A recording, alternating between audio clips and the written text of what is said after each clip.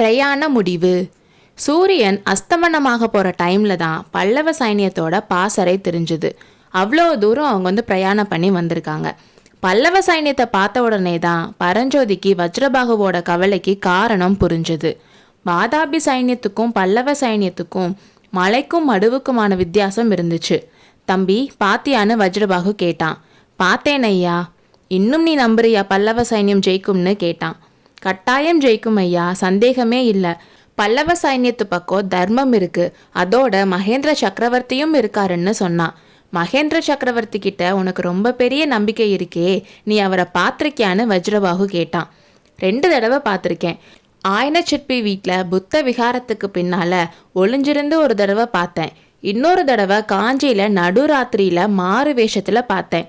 அப்போ சக்கரவர்த்தி கிட்டத்தட்ட உங்களை மாதிரி தான் இருந்தார். உங்களை மாதிரியே பெரிய மீசையும் வச்சுருந்தாரு. ஆமாம், நான் கூட கேள்விப்பட்டிருக்கேன். மகேந்திர சக்கரவர்த்தி மாறுவேஷம் போட்டு ஊர் சுற்றுவார்னு. சக்கரவர்த்தியை நானும் என்ன சக்கரவர்த்தின்னு கூட சில பேர் சந்தேகப்பட்டிருக்காங்கன்னு சொன்னான். எனக்கு அந்த மாதிரிலாம் சந்தேகம் இல்லை ஐயான்னு பரஞ்சோதி சொன்னான். அது போகட்டும், வாதாபி சைன்யம் பல்லவ சைன்யம் 2யும் நீ பார்த்துருக்க. இன்னும்மா நீ பல்லவ சைன்யத்தில் சேர்றதுக்கு ஆசைப்படுறேன்னு கேட்டான்.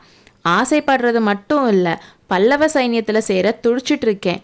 இங்கே நம்ம பேசிட்டு நின்றுட்டுருக்க நேரம் கூட வீணாகுதுன்னு நினைக்கிறேன்னு பரஞ்சோதி சொன்னான்.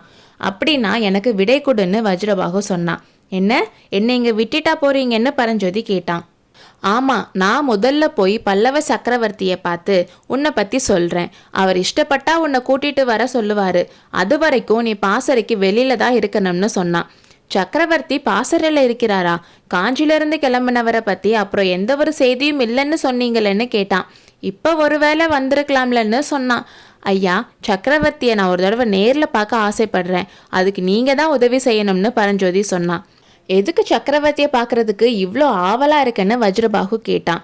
காஞ்சி கோட்டையை பாதுகாக்கிற பொறுப்பை என்கிட்ட கொடுக்க சொல்லி கேட்க போறேன்னு பரஞ்சோதி சொன்னான். ஓ, மத யானை மேலே வேலெறிஞ்ச வீரன்ல நீ?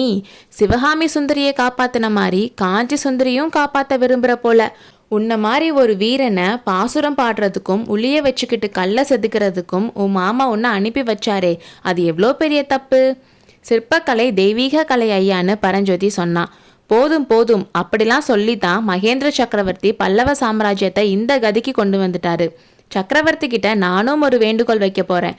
பல்லவ சாம்ராஜ்யத்தில் இருக்க சிற்பியெல்லாம் பாறையை செதுக்கிறத நிப்பாட்ட சொல்லிட்டு ஒவ்வொரு ஊர்லேயும் ஒரு பாரத மண்டபம் கட்ட வச்சு அதில் ஊர் மக்கள் எல்லாருக்கும் கேட்குற மாதிரி மகாபாரதம் வாசிக்க சொல்லணும்னு சொல்ல போகிறேன்.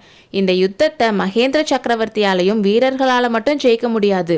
பல்லவ நாட்டில் இருக்க மக்கள் எல்லாருக்கும் வீரம் வரணும்னு சொன்னான்.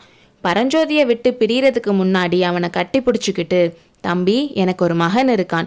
அவனுக்கும் 3 வயசு தான்.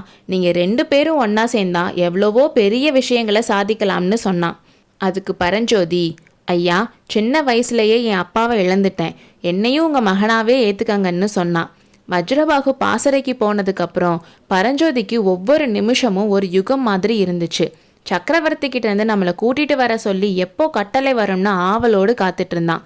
கொஞ்ச நேரத்திலேயே பல்லவ சைன்யத்தோட பாசறையிலிருந்து பல ஆயிரம் வீரர்களோட ஜெயகோஷம் கேட்டுச்சு. சங்கங்களும் முரசங்களும் பேரிகைகளும் சேர்ந்து முழங்கிய பேரொலி மலையடிவாரம் வரைக்கும் போய் எதிரொலி கேட்டுச்சு. பாசறையோட வாசல்ல காவல் புரிஞ்சுக்கிட்டு இருந்த வீரர்கள் கிட்ட தயக்கத்தோட போய் பாசறைக்குள்ள இருந்து வந்த சத்தத்தோட காரணத்தை பரஞ்சோதி கேட்டான்.